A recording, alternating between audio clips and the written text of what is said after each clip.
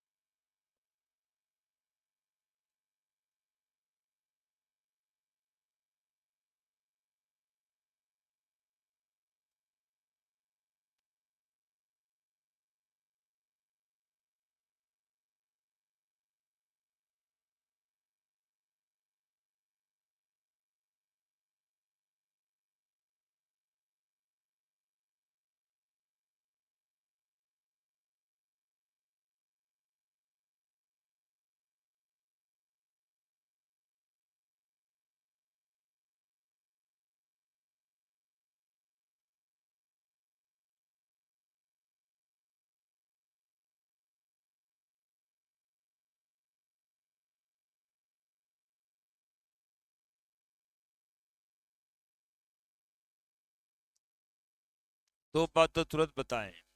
Charge का ऐसा unit कितना? 1.6 इंटू 10⁻⁴ और सीजीएस में है ना। अब जितना जिसका डाइपोल मोमेंट आएगा उतना ज्यादा मोर स्ट्रेंथियर होगा डाइपोल। अब बात होगी कि आखिर ये केमिस्ट्री में पढ़ का रहे, ये तो फिजिक्स जैसा लग रहा है। Coulomb metre, ESU centimetre charge distance ये सब यहाँ काहे पढ़ रहे है ना। बात ये है, अब इसको रिलेट करना है हमको केमिस्ट्री से कि डाइपोल कहाँ आ जाता है उसमें, डाइपोल मोमेंट कहाँ आ जाता है उसमें, है ना।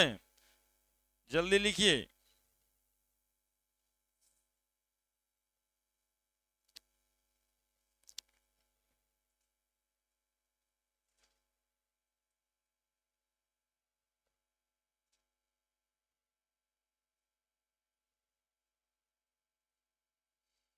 हल्ला नहीं।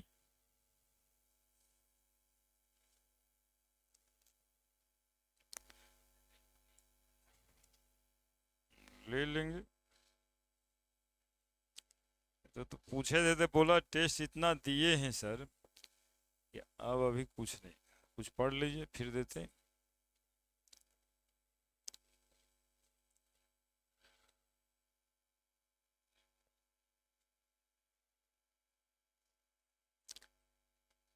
ये यूनिट याद रखिएगा, काम आएगा।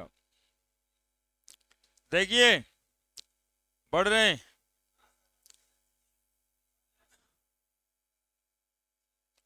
अब देखो सुनोगे, एप्लीकेशन ऑफ डाइपोल, एप्लीकेशन हमें डाइपोल का करना है पोलर कोवेलेंट बॉन्ड में, डाइपोल एंड डाइपोल मोमेंट।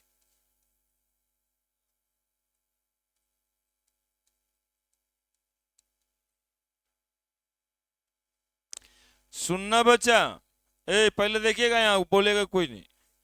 एक मॉलिक्यूल है HCl, देखो इधर HCl एक मॉलिक्यूल है। Cl के पास 7 इलेक्ट्रॉन होता है पहले से। हाइड्रोजन का इलेक्ट्रॉन शेयर किया और शेयर करने के बाद बेईमानी किया। बेईमानी करने के बाद हाइड्रोजन का इलेक्ट्रॉन कहां पे दिखाई पड़ रहा है?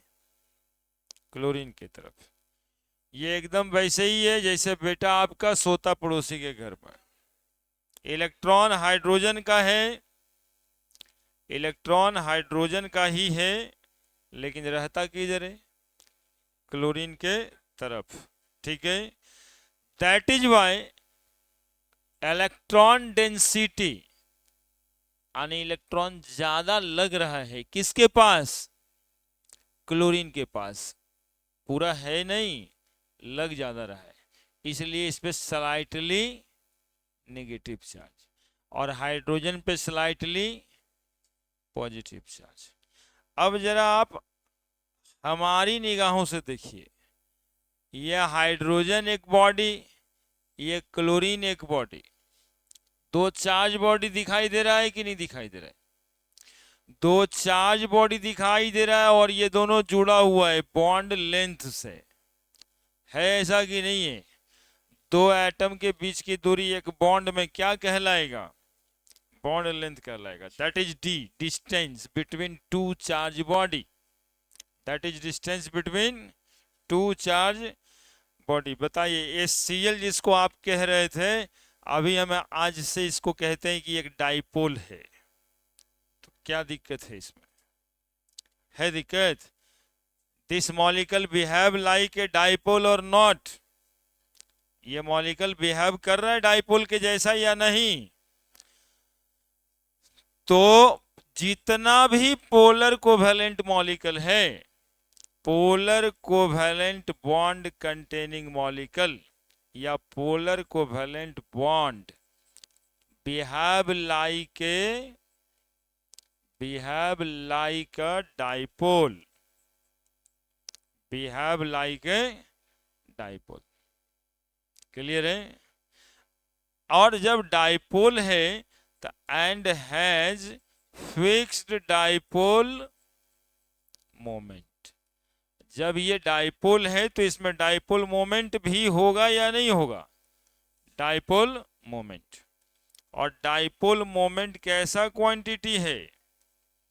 Dipole moment is vector quantity. अब ये वेक्टर क्वांटिटी इसलिए लिखाया है बच्चा कि यदि एक मॉलिक्यूल में दो डाइपोल होगा तो दोनों जुड़ जाएगा। जैसे मॉलिक्यूल लाइक वाटर, OH, ये मॉलिक्यूल वाटर का है, 2 2 4 2 6 इलेक्ट्रॉन। हाइड्रोजन का इलेक्ट्रॉन किधर है?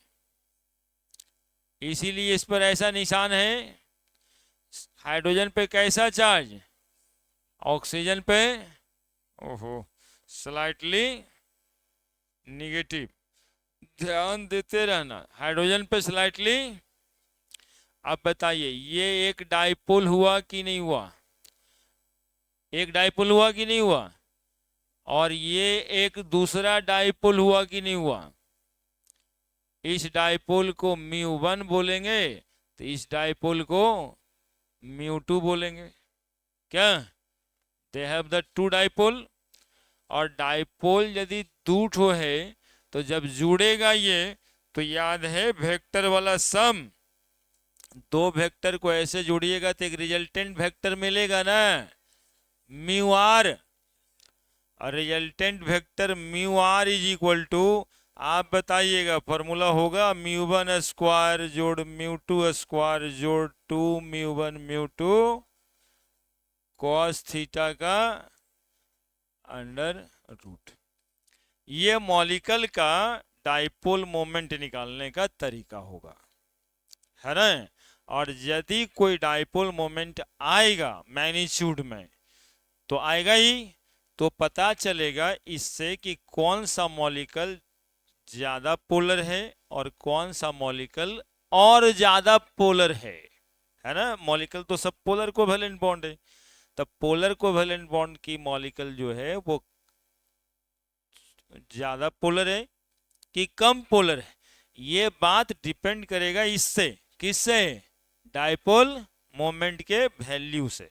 यदि डाइपोल मोमेंट का वैल्यू मॉलिक्यूल के लिए कम आता है तो कम पोलर है, और ज्यादा आता है तो ज्यादा पोलर है। लिखिए अगला पॉइंट वही लिखेंगे। एक मॉलिक्यूल का डाइपोल मोमेंट निकाल भी दीजिएगा आप। क्या दिक्कत है बताइए? कोई दिक्कत है तब।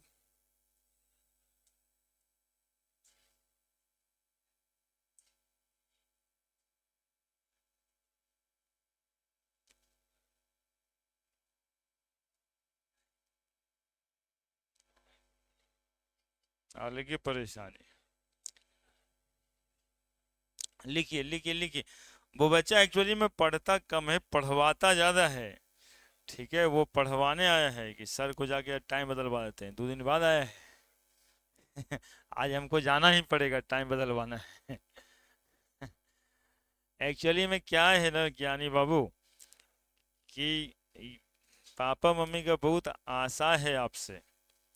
और देखिए, पहला से 10वां तक उनके हाथ में था, तो कैसे आप नहीं उठते थे, लेकिन वो पहले से उठ जाते थे, आपको नहा धो के खाना वाना दे के आई स्कूल पहुंचा देते थे। देखिए कितना मेहनत कर दिए हैं पहले से। और हम लोग को ये आप लोगों के गार्जियन के द्वारा दिया गया ड्यूटी है कि भाई बचवा मेरा वहाँ है अकेले, कोई देखने वाला नहीं है, तो आप ही लोग ने देखिएगा कब उठेगा वो, कब खाएगा वो, सब जिम्मेदारी हम ही लोग पे। तो उसी जिम्मेदारी का एक तरीका है कि 9 बजे बुलाए हैं, या एक आध सर 7 बजे बुलाते हैं।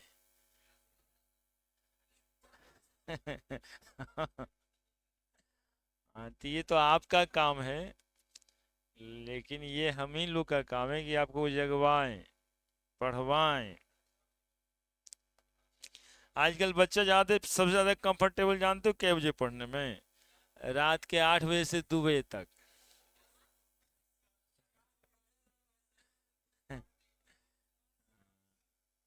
हाँ, उस समय बहुत मजा आ रहा है। तब तो बच्चा सब कंफर्टेबल है, लेकिन जाकर के सूरज भगवान को बदल दीजिए जाके कि अब रात के 8 से 12 में जगिएगा।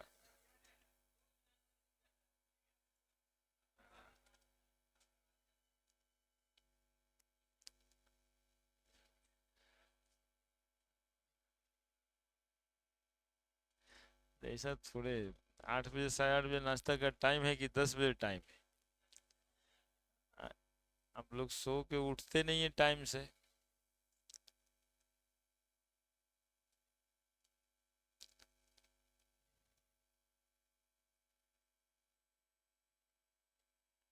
वाटर मॉलिक्यूल का डाइपोल मोमेंट देखिए, म्यू 1 म्यू 2 और म्यू r।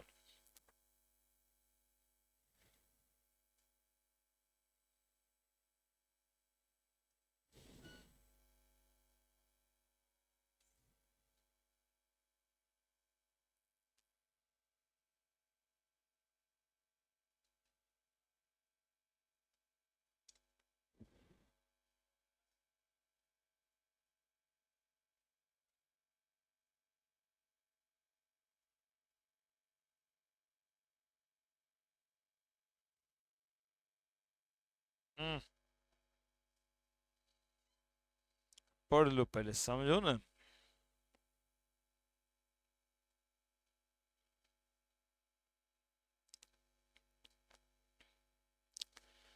तो डाइपोल का एप्लीकेशन केमिस्ट्री में कहाँ पे है? तो कहेंगे पोलर कोवेलेंट बॉन्ड जो है ना, बिहेव लाइक ए डाइपोल, और उसको फिक्स डाइपोल मोमेंट होता है। और डाइपोल मोमेंट वेक्टर क्वांटिटी होता है। तो यदि एक मॉलिक्यूल में एक से ज्यादा वेक्टर है, तो उसको वेक्टोरियल सम से हम लोग जोड़ लेंगे, यही ना सिखाए हैं। If A molecule if A molecule has more than one dipole, their dipole moment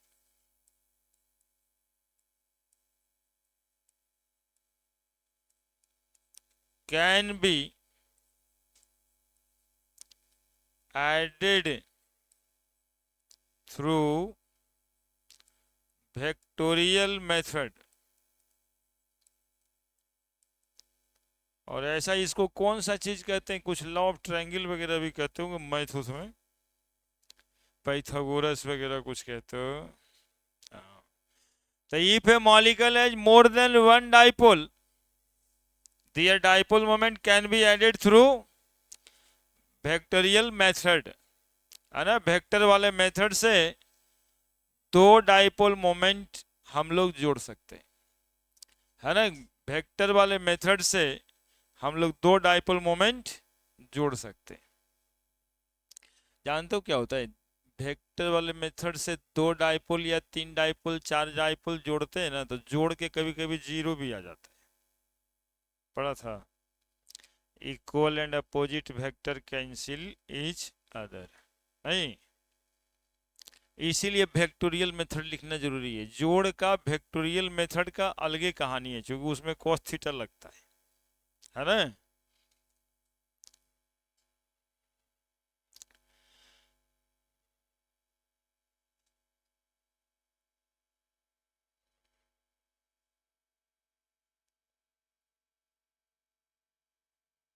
लिखिए जल्दी से। यदि एक मॉलिक्यूल में एक से ज्यादा वेक्टर हैं तो उसको वेक्टोरियल मेथड से जोड़ लेना है। अब देखिए, a strength dipole moment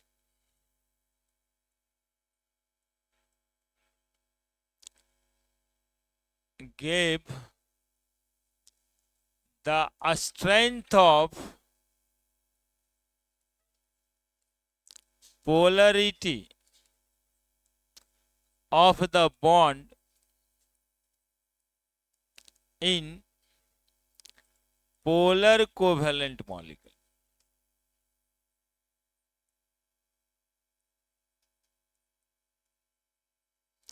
dipole moment से पता क्या चलेगा, तो स्ट्रेंथ ऑफ पोलरिटी, यानी जितना ज्यादा डाइपोल मोमेंट आएगा, है ना, डाइपोल मोमेंट ज्यादा यानी पोलर नेचर ज्यादा, पोलर कोवेलेंट स्ट्रेंथ ज्यादा। कहेंगे सर कभी कभी डाइपोल मोमेंट जीरो भी आ सकता है, क्योंकि वेक्टर से आप जोड़ रहे हैं।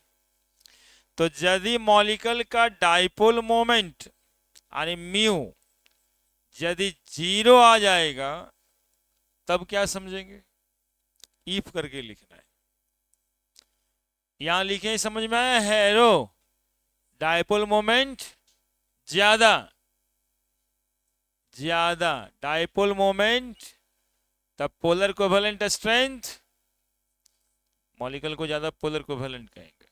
और कहीं डाइपोल मोमेंट जीरो आ जाए तब जोड़ के, then the molecule, then the molecule, सब दिखाएंगे then the molecule, then the molecule may have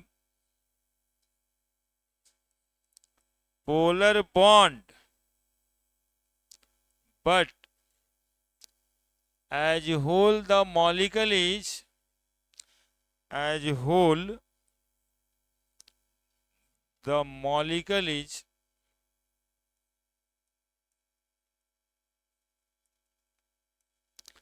non-polar। Example BF3 CCl4,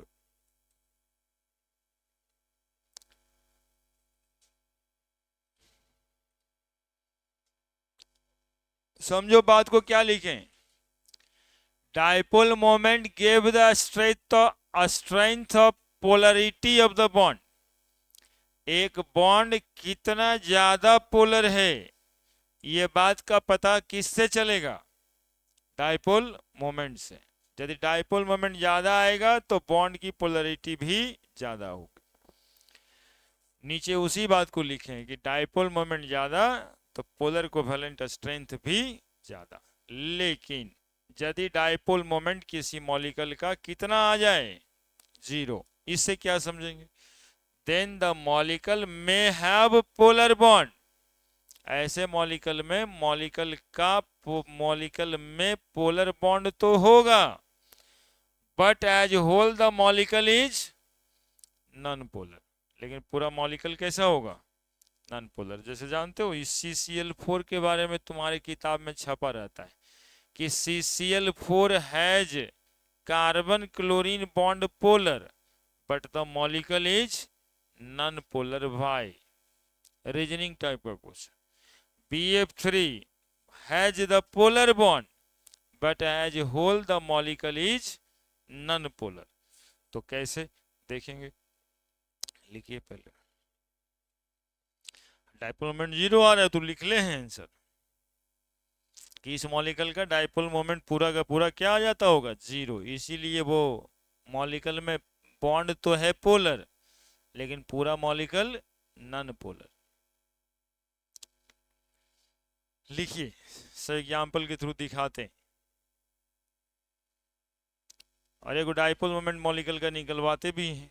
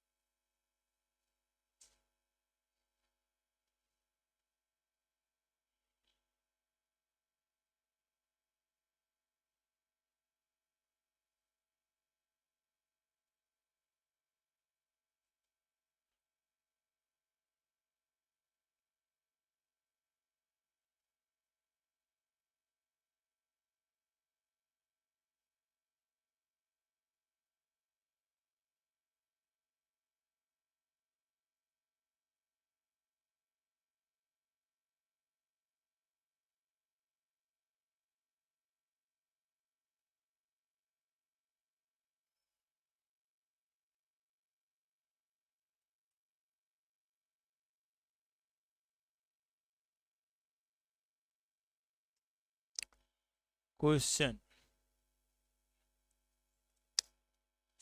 calculate the dipole moment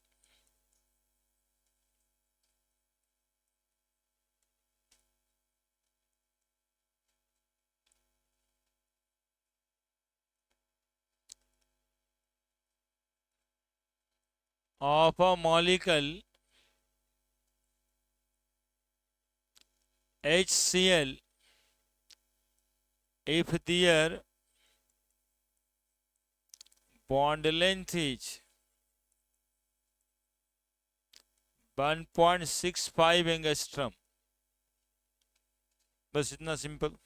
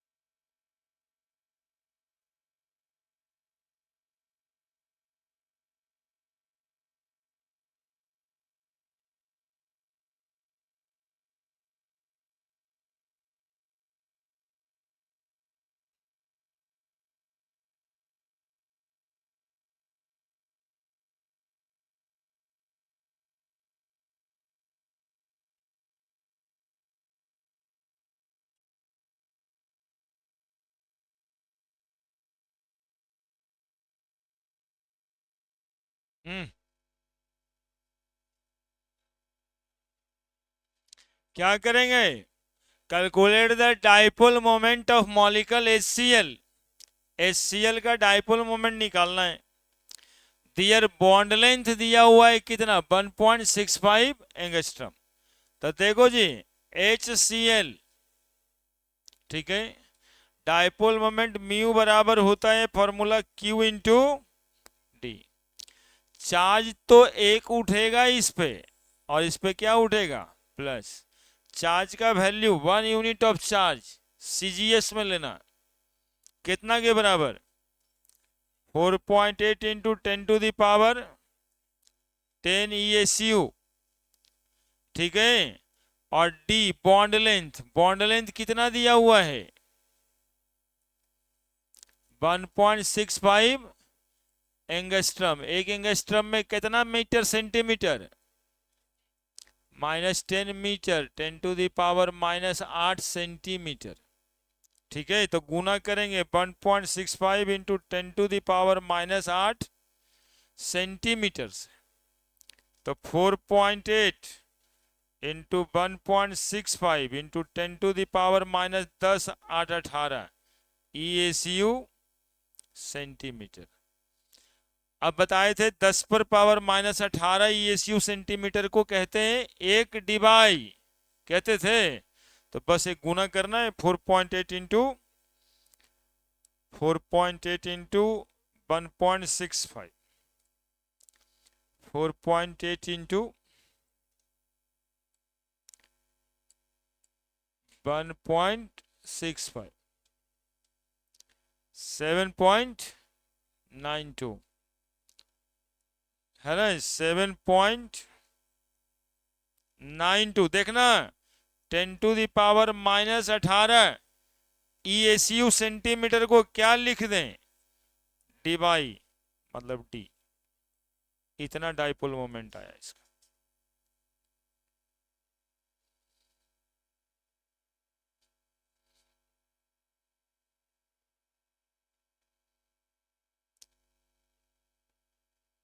magnitude में 7.92 आया, वैसे ही गुना करेंगे, किसी का ज्यादा किसी का कम, डिपेंड करेगा ना ये बॉन्ड लेंथ पे। क्या गुना ही तो है सिर्फ, फिर जो आएगा उसको वेक्टर से जोड़ेंगे।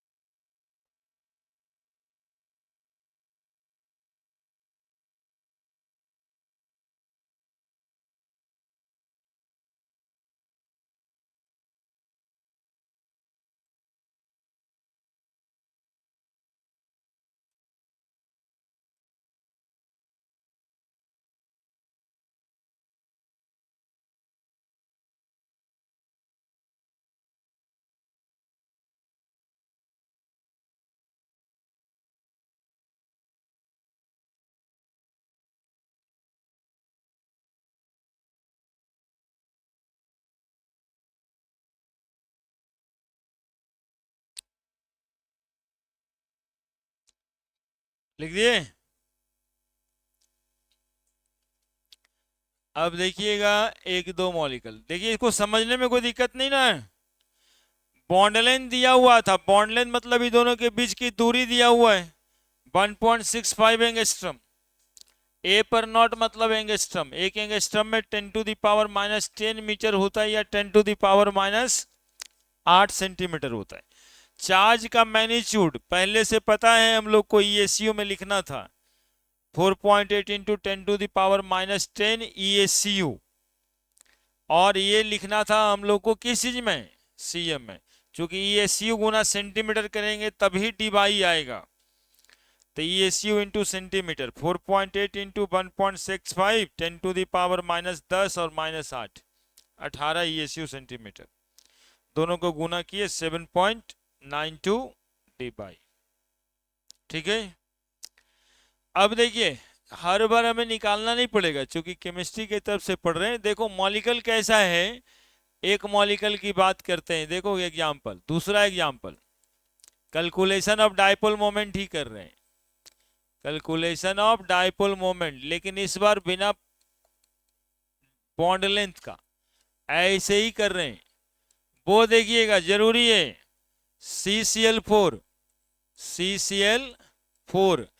का डाइपोल मोमेंट का कैलकुलेशन, कार्बन लिख दिया यहाँ पे, क्लोरीन लिख दिया यहाँ पे, क्लोरीन लिख दिया यहाँ पे, क्लोरीन लिख दिया यहाँ पे, और क्लोरीन लिख दिया यहाँ पे। 2 2 4 2 6 1 7, 2 2 4 2 6 और 1 7, 2 2 4 2 6 और 1 7, 2 2 4 2 6 और 1 7। ठीक है। क्लोरीन कैसा एलिमेंट है? अरे क्लोरीन कैसा एलिमेंट है? तो कार्बन का इलेक्ट्रॉन अपने तरफ खींचेगा या नहीं खींचेगा? एरो देंगे ना कि वही लिया है। कार्बन का इलेक्ट्रॉन कौन लिया? क्लोरीन लिया। बताइए, मॉलिक्यूल एक है, मॉलिक्यूल एक है, लेकिन हर बार एक डाइपोल है या नहीं है? तो हर बार एक डाइपोल है, तो μ1, इसको लेते हैं μ2, इसको लेते हैं μ3, इसको लेते हैं μ4। ठीक है। पढ़े थे कुछ, याद करिए, equal and opposite vector cancel each other. क्या? जितना डिग्री उधर होगा उतना ही डिग्री उधर होगा। तो बताइए, वेक्टर जो है μ1 जो है बराबर हो गया -μ2 का कि नहीं? इक्वल एंड अपोजिट वेक्टर आया, तो ये वेक्टर इससे क्या हुआ? कट गया।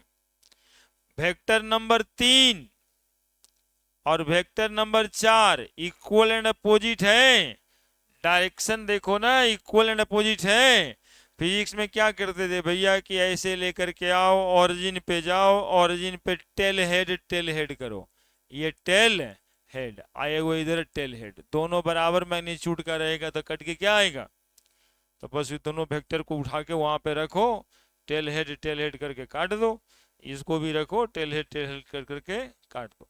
अब बताओ, जब चारों वेक्टर बराबर है तो म्यू आर क्या आएगा? इसका resultant magnetic moment, resultant magnetic moment,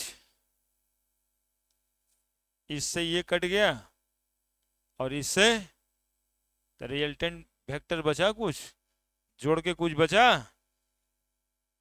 that is the molecule CCl4 which has the polar bond, लेकिन molecule behave like a non-polar, है ना? इसमें बॉन्ड तो पोलर है, लेकिन मॉलिक्यूल यदि पूछ दिया जाए कि ये पोलर कोवेलेंट मॉलिक्यूल है कि नॉन पोलर है, तो आप कह देंगे नॉन पोलर। क्यों कह देंगे? क्योंकि रिजल्टेंट डाइपोल मोमेंट क्या आ रहा है? 0। तो इसके लिए रीजनिंग का क्वेश्चन होता है, पहले ऐसे समझना होता है कि CCl4 has polar carbon chlorine bond, has polar carbon chlorine bond, but the molecule, but as whole the molecule CCl4 is, कैसा लिखेंगे? Non polar. अब देखो, ये जानकारी भी है और इसको क्वेश्चन भी रीजनिंग का बना सकते हैं। वाई कि CCl4 as polar CCl bond, bond polar है, मॉलिक्यूल नॉन पोलर है। बोले बड़ा अजीब बात है, दोनों में से कोई एक बात कहिए कि पोलर है कि नॉन पोलर है। यहाँ तो दोनों कह रहे हैं, कहते हैं CCl4 में बॉन्ड CCl जो है पोलर है, लेकिन मॉलिक्यूल क्या है ना? तो इसके अंदर की बात छिपी है ना। इस ऐसी सब बातों को समझने के लिए इतना बॉन्डिंग पढ़ रहे हैं। तो क्या कहेंगे answer? Due to their net dipole moment या resultant dipole moment is 0। Resultant का मतलब समझते हैं ना, सब जोड़ के डाइपोल मोमेंट जो आएगा वो 0 आ जाएगा। ऑल्दो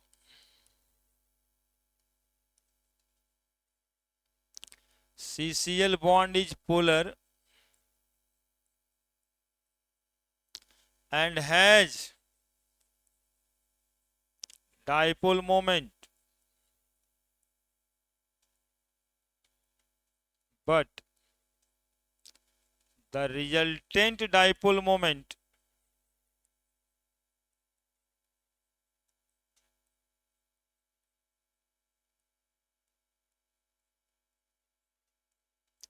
of the molecule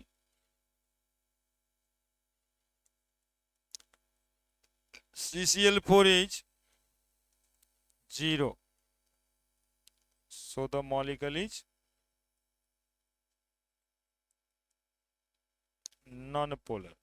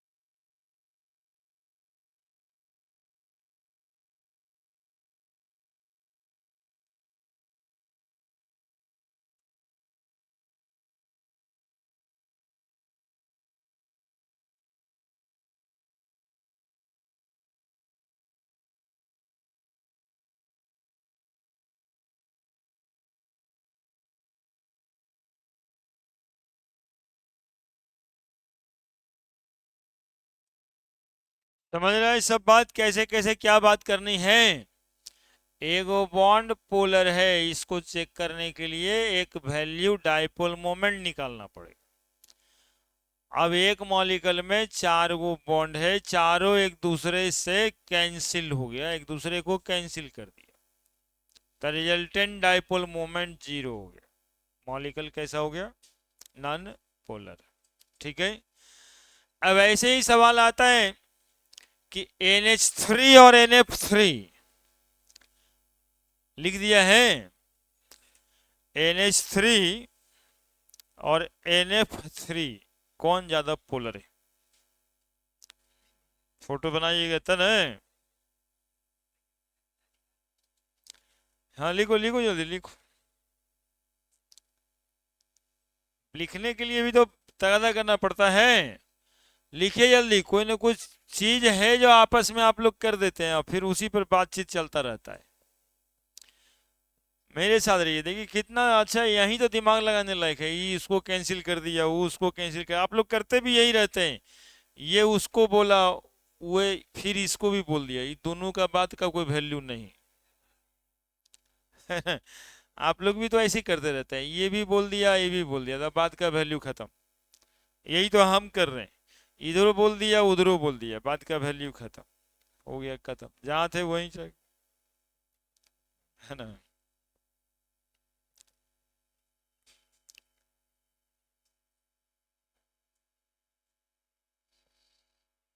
तो जब कभी, ये एक एग्जाम्पल है बच्चा, जिस मॉलिक्यूल के लिए आ जाए कि मॉलिक्यूल में बॉन्ड पोलर है लेकिन पूरा मॉलिक्यूल नॉन पोलर है, आप उपाय यही लगाना, उसका फोटो बनाना ऐसा, वेक्टर दिखाना ऐसा कि जो आपस में कैंसिल हो जाए, ठीक है।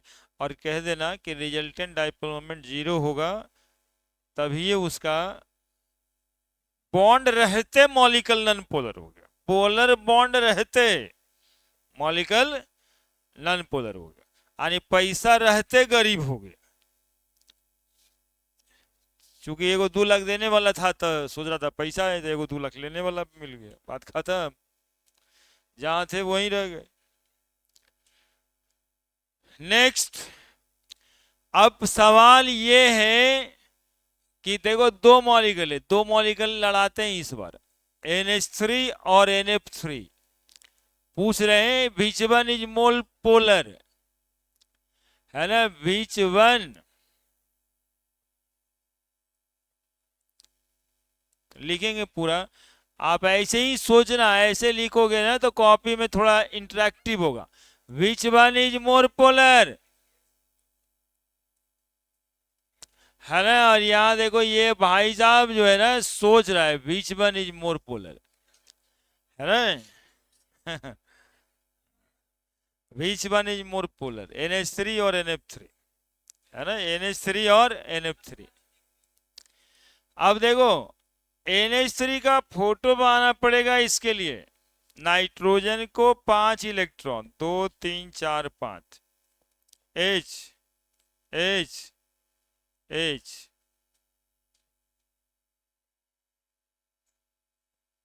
ठीक है। NF3 का भी फोटो बनाना पड़ेगा, नाइट्रोजन को 5 electron, fluorine fluorine fluorine, 2 2 4 2 6 1 7, 2 2 4 2 6 1 7, 2 2 4 2 6 1 7। Nitrogen का इलेक्ट्रॉन सुनेगा इधर, नाइट्रोजन का इलेक्ट्रॉन और हाइड्रोजन का इलेक्ट्रॉन, बताओ हाइड्रोजन का इलेक्ट्रॉन उधर रहेगा कि नाइट्रोजन का इलेक्ट्रॉन इधर रहेगा, कहने दे रो, तो नाइट्रोजन की तरफ रहेगा, वही वाला इलेक्ट्रॉन जो इधर है वही वाला इलेक्ट्रॉन बना दिए यहाँ पे, क्या आ जाएगा यहाँ पे निशान ऐसा बनेगा, यहाँ नाइट्रोजन और फ्लोरीन है, किधर रहेगा बॉन्ड, किधर रहेगा इलेक्ट्रॉन, फ्लोरीन के तरफ कि नाइट्रोजन की तरफ, फ्लोरीन की तरफ, ऐसा ऐसा और ऐसा, देखो दोनों में कितना अंतर है अंतर या नहीं अंतर, दोनों में एकदम उल्टा अंतर है। देखो μ1 μ2 और μ3, यहां देखो μ1 μ2 μ3, जरा देखो NH3 और NF3 में जरा देखो, देख रहा है, ये वाला जो μ1 है, ये वाला जो μ3 है, एक दूसरे को कैंसिल करेगा, अपोजिट है क्या, है अपोजिट, लेकिन यहां पर अपोजिट है क्या, है क्या बोलो, यहां तो ये वेक्टर और ये वेक्टर दोनों आके जुड़ जाएगा क्या, और दोनों का एक रिजल्टेंट वेक्टर होगा μr, है ना, ये वेक्टर और ये वेक्टर, तीनों वेक्टर जुड़ ही जाएगा, तीनों का डायरेक्शन सेम है, 3 वेक्टर जुड़ जाएगा, कैसे जोड़ते हैं, μr is equal to μ1 square जोड़ μ2 स्क्वायर जोड़ 2 μ1 μ2 cos थीटा का अंडर रूट, इसी से काम चल जाएगा कि एक और जोड़ना पड़ेगा, तो फिर μr डैश जोड़ेंगे, तीसरा वेक्टर बच गया है, तो μr और μ3 जोड़ेंगे, तो μr स्क्वायर जोड़ μ3 स्क्वायर जोड़ 2 μr μ3 cos थीटा। अब इससे जो निकल के आएगा फाइनल रिजल्टेंट वेक्टर आएगा μr डैश, क्या पहले दो वेक्टर को जोड़े हैं, म्यू1 और म्यू2 को, तो म्यू आर आया। फिर किसको जोड़े, ये दोनों म्यू आर आ चुका था और ये म्यू3, तो क्या निकल गया है, म्यू आर डैश। लेकिन जरा यहां देखो तो म्यू1 और म्यू3 दोनों एक दूसरे को कैंसिल कर दिया, अपोजिट था डायरेक्शन, तो सिर्फ रिजल्टेंट डाइपोल मोमेंट बराबर क्या निकल के आया, किसके बराबर आया, म्यू3 के बराबर कि म्यू2 के बराबर, म्यू2 के बराबर। चूंकि म्यू1 और म्यू3 दोनों आपस में कैंसिल हो गए। बोलो कौन पोलर ज्यादा है, कौन ज्यादा पोलर है, कौन ज्यादा पोलर है, NH3 की NF3, कौन ज्यादा पोलर है। NH3 में 3 वो वेक्टर जोड़े हैं, NF3 में मात्र एक ही वेक्टर है, तो कौन ज्यादा स्ट्रॉन्गर वेक्टर है, NH3। NH3 is more polar then NF3, है ना। फ्लोरीन को लेके लग रहा था NF3, लेकिन ऐसा नहीं है, क्योंकि NH3 में 3 गो वेक्टर का जोड़ है और NF3 में एक ही वेक्टर के बराबर रिजल्टेंट वेक्टर है। क्लियर। अरे तू लोग क्या करते रह रहा है, क्या कर रहा है, ऐसे में कभी गुस्सा करके वहीं से उधर विदा भी कर देंगे। अरे वहां बैठा है, अभी वहां से वहां और वहां सबको डिस्टर्ब करता है ना। हाँ ये सब नहीं चलेगा, सुतल रहिए घर पे, पापा को कह दीजिए पढ़ लिए, जरूरत नहीं है। कोईयो करता है यार, तुम्हारे करनी की वजह से करता है ना, सब एक दूसरे के करने की वजह से करता है। ये दोनों भी रहता था, लेकिन आज नहीं तो कर रहा है कोई डिस्टर्ब। वैसे ही दोनों अलग बैठेगा तो डिस्टर्ब कर देगा कोई, है तो ये सब गलत बात है। कभी तो कुछ सीखोगे, कितना इंपॉर्टेंट क्वेश्चन डिस्कस हो रहा है, मतलब ये IIT और मेडिकल के लिए हम परेशान हैं खाली, मतलब उधर से रहते थे एगो डाइपोल हो गया, मतलब टॉपिक को कवर करना होता है। हम सोचते हैं ये एक सवाल एक मॉलिक्यूल के बारे में यदि आ जाए तो वो भी ना छूटे, हम काम वहां पे कर रहे हैं। अब देखना सिखा दिए कि कैसे हम जानेंगे कि कौन ज्यादा पोलर और कौन कम पोलर है, किसी भी मॉलिक्यूल में जान जाएंगे, खाली ये एरो देना आना चाहिए। नहीं, जिधर ज्यादा इलेक्ट्रोनेगेटिव है, कल कितना बात बताए थे कि जो बेईमान है उंगली उसी के तरफ उठता है, पूछेगा कौन लिया तेरा, कौन लिया, तो वो लिया, तो इसका इलेक्ट्रॉन कौन लिया, तो नाइट्रोजन लिया। अब नाइट्रोजन से पूछो तेरा कौन ले लिया, तो बोले फ्लोरीन लिया है, नहीं लिया, तो इसीलिए ना एरो इधर है।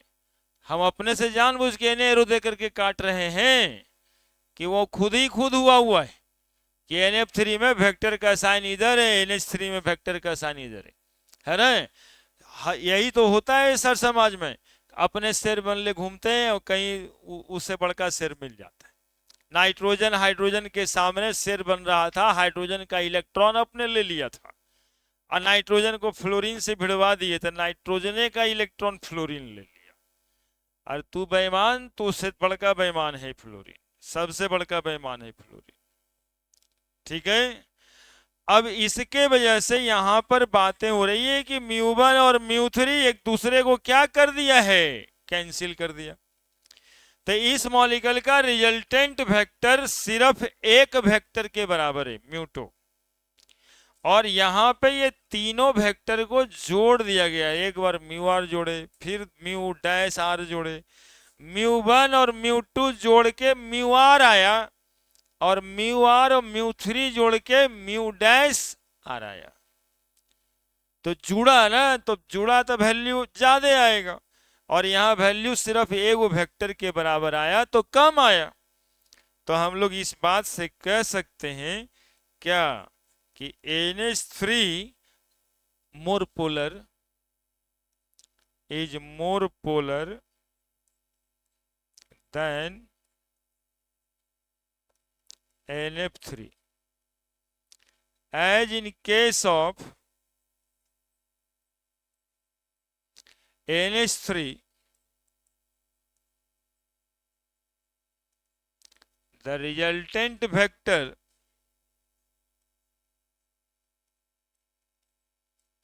is the sum of all the three vector of molecule. So they have higher dipole moment. So they have higher dipole moment. While in case of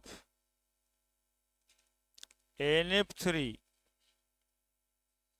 while in case of NF3,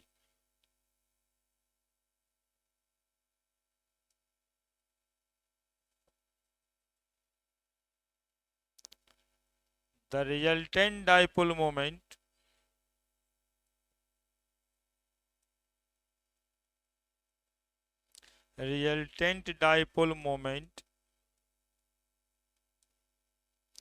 is equal to magnitude of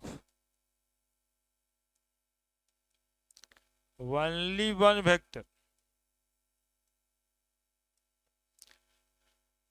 only one vector, since the two vector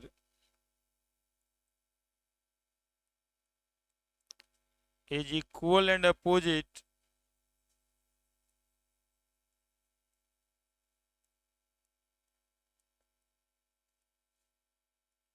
so cancel each other.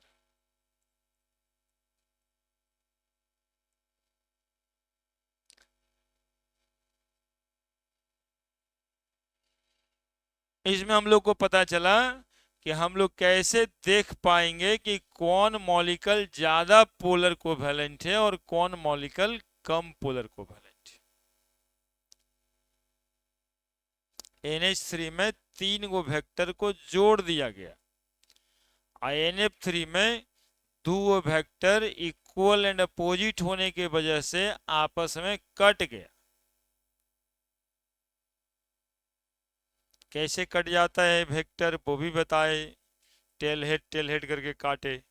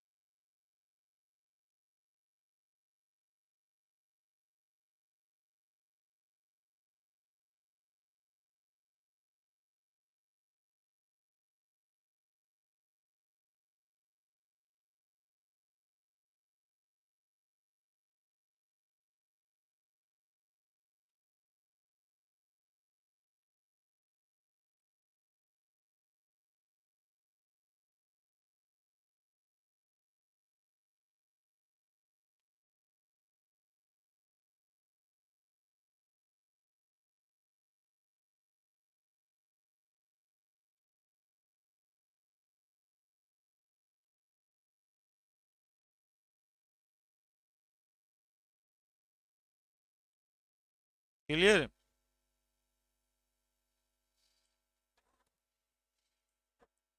तो NH3 NF3 में या इस तरह के molecules में आप पता तो लगा लोगे कि कौन ज्यादा पोलर कौन कम पोलर, यानी जिसका डाइपोल मोमेंट ज्यादा आएगा वो ज्यादा पोलर। और डाइपोल मोमेंट ज्यादा आने के लिए आप सोचोगे कि जिसमें जितना ज्यादा वेक्टर जोड़ दूं और जोड़ने के दरमियान सब कट मर जाए तो उसका आप क्या कीजिएगा? तो आप तो जोड़ ही रहे हैं, है ना? अब जब कट मर के जीरो हो गया तब नॉन पोलर भी हो जा सकता है, कम पोलर भी हो जा सकता है। क्या? जैसे CCl4 में पूरा बराबरी से कट उठ गया, सब जीरो हो गया। NF3 में पूरा बराबरी से नहीं कटा, दो गो कटा एगो रह गया, तो कुछ जान है। लेकिन NH3 में तीनों का तीनों वेक्टर आपस में जुड़ गया तो ज्यादा है, तो वो ज्यादा पोलर है ना? तो NH3 more polar then NF3।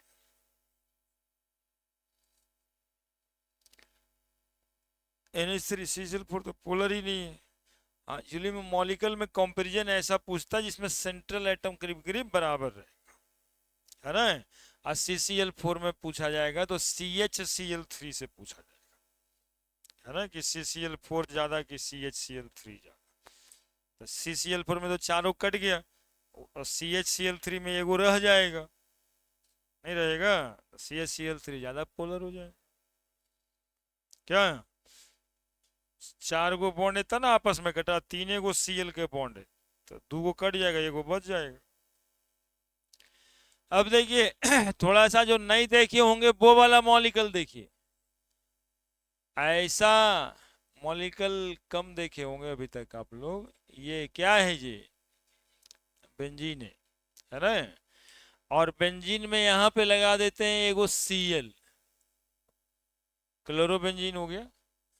एगो Cl यहाँ भी लगा देते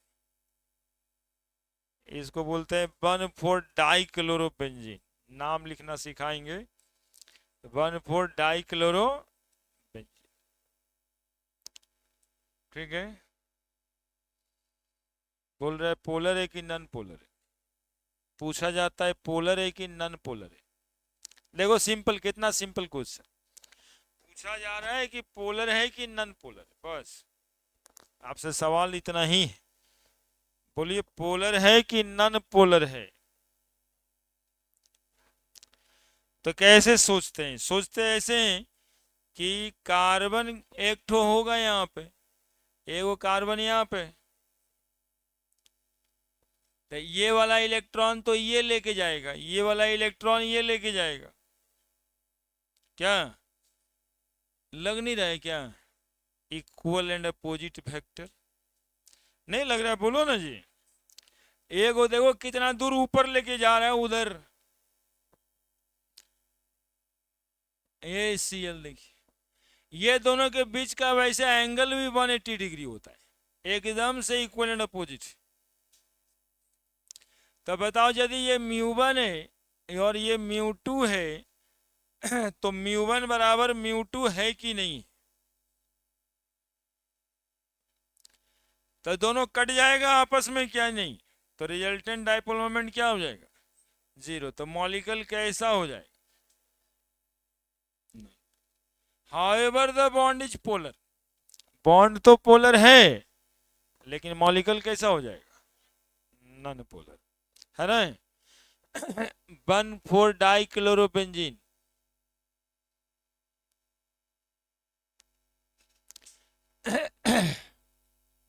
H polar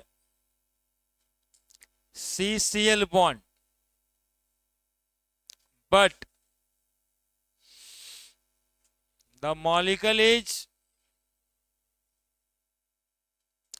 non-polar। अब देखो क्वेश्चन,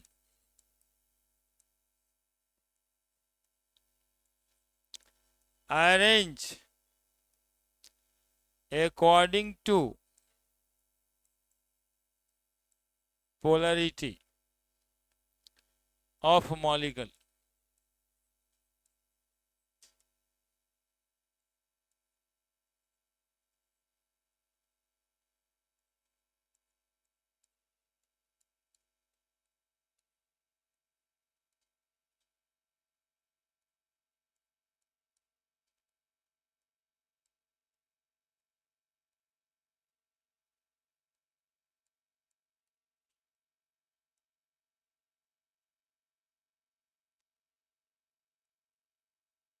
तीन गो मॉलिक्यूल दिए, तीनों को कह रहे हैं कि पोलरिटी के हिसाब से सरिया दीजिए, यानी ज्यादा की चाहे कम। देखो यहाँ देखो, पहले लिखना बाद में। ये कार्बन और ये कार्बन, ये दोनों के बीच का एंगल जानते हो कितना डिग्री? 60 डिग्री। ये कार्बन और ये कार्बन, ये दोनों के बीच का एंगल, और ये कार्बन और ये कार्बन, इन दोनों के बीच का एंगल, ये तो एकदम से इक्वल एंड अपोजिट हो गया कि नहीं हो गया? लेकिन ये दोनों इक्वल एंड अपोजिट होगा तो ये दोनों में वेक्टर जुड़ेगा कि ना जुड़ेगा? और जुड़ कर कुछ ना कुछ वैल्यू आएगा। ये दोनों में वेक्टर जुड़ के कुछ ना कुछ वैल्यू, cos थीटा में 60 डिग्री का ज्यादा कि 120 डिग्री का ज्यादा, थीटे पर डिपेंड कर गया। म्यू1 म्यू2 दोनों तो बराबर ही हो गया, 60 डिग्री का ज्यादा रहेगा ना। यानी कि आंसर है कि पहला ज्यादा पोलर है, दूसरा उसके बाद, और तीसरा सबसे बाद। कितना इंटेलिजेंट क्वेश्चन। अब आईआईटी मेडिकल जहाँ देखिए ऐसे ही सवाल आता है, थोड़ा टेक्निकल आता है ना, तो कहीं कोई दिक्कत नहीं। यहाँ पर रिजल्टेंट डाइपोल मोमेंट इसका निकालना था, तो जो भी म्यू1 होगा वही म्यू1 स्क्वायर म्यू2 स्क्वायर, केमिस्ट्री है इसलिए मैग्नीट्यूड से मतलब नहीं है, देखे के बताना है। 2 म्यू1 म्यू2 कॉस 60 डिग्री लगेगा नहीं। यहाँ पे रिजल्टेंट डाइपोल मोमेंट खाली जो 60 लिखे हैं वो 120 हो जाएगा। म्यू1 स्क्वायर जोड़ म्यू2 स्क्वायर जोड़ 2 म्यू1 म्यू2 कॉस 120 डिग्री हो जाए। इसके लिए लिखने की जरूरत है ही नहीं, वो तो कटिए जाएगा। तो दिख ही रहा है कि एगो पूरब है तो दूसरा पश्चिम है, एगो उत्तर है तो दूसरा दक्षिण है, तो बात खत्म।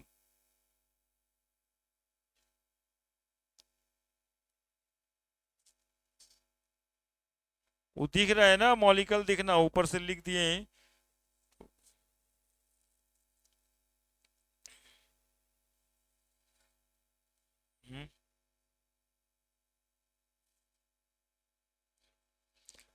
ये जो है ना मॉलिक्यूल, ये देखो 180 डिग्री पे कै गो बॉन्ड बनल है? 3 गो। तो एगो बॉन्ड 60 डिग्री पर, दूसरे का 120, तीसरे का 180, और फिर इधर 180, 360 हो गया, खत्म। नहीं, 60 के बाद 120 तब ना 180। 90 पर परपेंडिकुलर एगो सीधा जाता था ना 90 पर।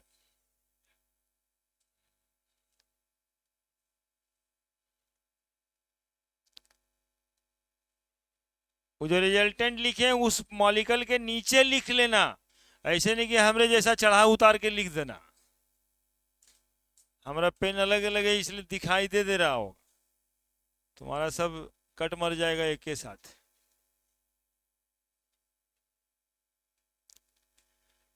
नहीं अपने बैठेगा कि सब सब लड़का देखिए ठीक है, लेकिन रहता दूसरे फेर में है। लड़का खराब थोड़े है, लेकिन चक्कर दूसर के लिए रहता है। यहाँ 1 डेढ़ घंटा पढ़ना रहता है तो थोड़ा मन से पढ़ लिए, ताकि बाद में थोड़ा इधर उधर रहे तो कोई बात नहीं है, कम्मा हो गया है। नहीं, दिन भर में यदि काम हो गया है उसके बाद में इधर उधर करिए 1 2 घंटा 4 घंटा, तो कोई दिक्कत नहीं है। ला जो कम्मा है वो होने हुआ, और दिन भर 2 4 घंटा इधर उधर करिए रहे तो सब पूरे वेस्टेज हो जाएगा ना। यहाँ कोई देखे वाला है? यहाँ नहीं देखे वाला है, यही चलते मुश्किल है। यहाँ तो जो और जो है ना दोस्त दोस्त भैया भैया वो कहेगा हाँ एकदम ठीक है बिना बिना